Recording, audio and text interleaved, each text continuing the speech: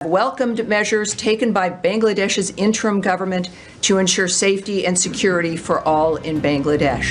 এবার দেশের সকল নাগরিকের নিরাপত্তা নিশ্চিত করার জন্য অন্তর্বর্তীকালীন সরকারের গৃহীত পদক্ষেপগুলোকে স্বাগত জানিয়েছে যুক্তরাষ্ট্র। দেশটি বলছে, বিশ্বের যে কোনো দেশের সংখ্যালঘু সম্প্রদায়ের ওপর সহিংসতা বা অসহিংসতার নিন্দাও জানায় ওয়াশিংটন। যুক্তরাষ্ট্রের স্থানীয় সময় বুধবার ১৯ মার্চ নিয়মিত সংবাদ সম্মেলনে এক প্রশ্নকারীর প্রশ্নের জবাবে এসব কথা বলেন মার্কিন পররাষ্ট্র দপ্তরের মুখপাত্র Tammy Bruce. That's what we're watching, that's what we expect. ব্রিফিংয়ে এক প্রশ্নকারী বাংলাদেশ সম্পর্কে যুক্তরাষ্ট্রের গোয়েন্দা প্রধানের সাম্প্রতিক মন্তব্য সম্পর্কে জানতে চান। সেই প্রশ্নকারী বলেন, মার্কিন গোয়েন্দা প্রধান তুলসী গ্যাবার্ড বাংলাদেশে ইসলামী চরমপন্থার ক্রমবর্ধমান হুমকি এবং ইসলামিক খেলাফত প্রতিষ্ঠার প্রচেষ্টা সম্পর্কে সতর্ক করেছেন। যদিও তিনি সরাসরি ডক্টর মোহাম্মদ ইউনূসের নেতৃত্বাধীন অন্তর্বর্তীকালীন সরকারকে দোষারোপ করেননি, তবে তিনি উদ্বেগগুলোকে তীব্রভাবে অস্বীকার করেছেন এবং এগুলোকে অসত্য বলে অভিহিত করেছেন।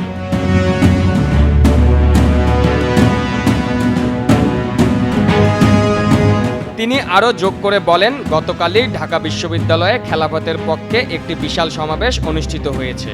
পরিস্থিতি নিয়ে গুরুতর উদ্বেগ প্রকাশ করছি। চলমান এই উদ্বেগের পরিপ্রেক্ষিতে যুক্তরাষ্ট্র কি ইউনূস সরকারের বিরুদ্ধে নিষেধাজ্ঞার মতো কঠোর পদক্ষেপ গ্রহণের কথা বিবেচনা করছে?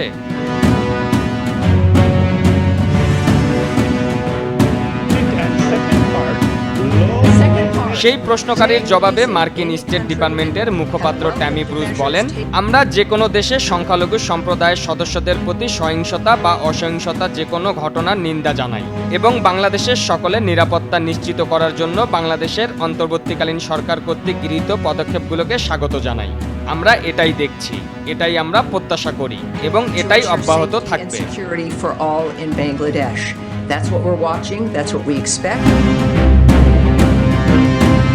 এদিকে এক বিবৃতিতে বাংলাদেশ সরকার জানায়, বাংলাদেশ একটি শান্তিপূর্ণ ও অন্তর্ভুক্তিমূলক ইসলামের চর্চা করে এবং সন্ত্রাস ও জঙ্গিবাদ মোকাবিলায় অসাধারণ অগ্রগতি অর্জন করেছে।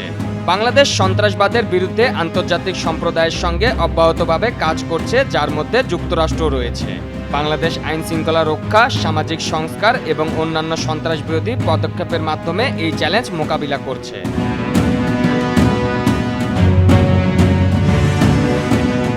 পারভেজ মোশাররফ, বৈশাখী সংবাদ, ঢাকা।